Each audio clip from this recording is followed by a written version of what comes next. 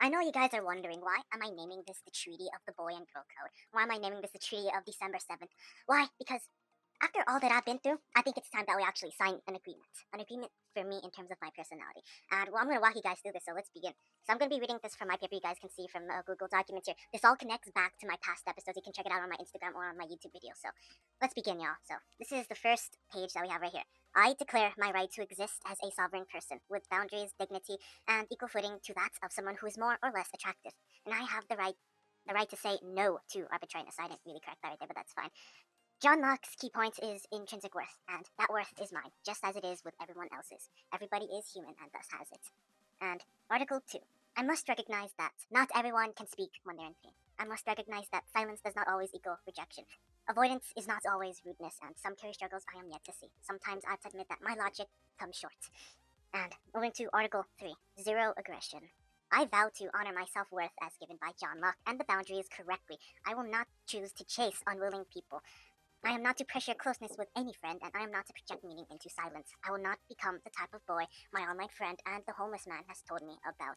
My boundaries are not weapons and are not to be used as so. They are structures used to ensure security, not be used as a gun.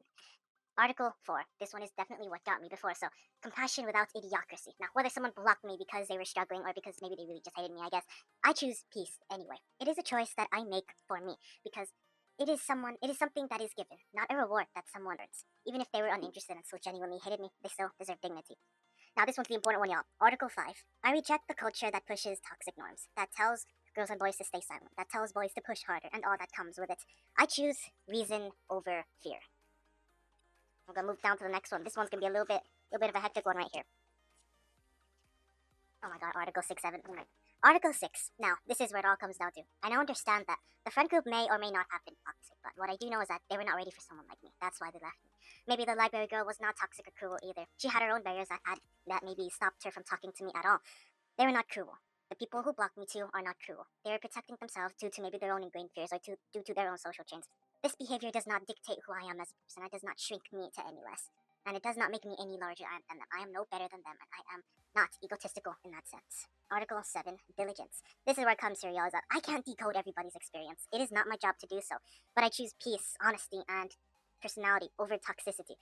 Even while silence, and it must be interpreted, it is important that someone who has been keeping silence, even if they are in a struggle, we must choose to step back quietly. Give them their time. It is not my job to find out what they are doing unless they are asking for help.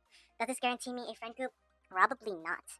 But it outlines who we are to be as a person. Now, by signing this, yo, I agree to these terms. This treaty will be subject to change, obviously, as the norms change.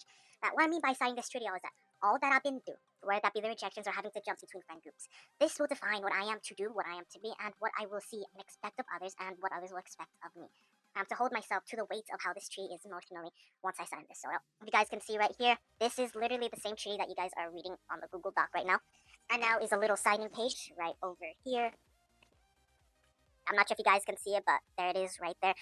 And I'm about to codify this y'all into our personal law. Although it may not be legally binding in like the traditional sense, this is something that we will have to follow. So here we go, y'all. We're gonna be signing the Treaty of December 7, Treaty of the Boy and Girl Code. And also, while I follow this treaty too, I must also agree to adhere to the guidance of both Girl and Boy Code. That means finding more about it.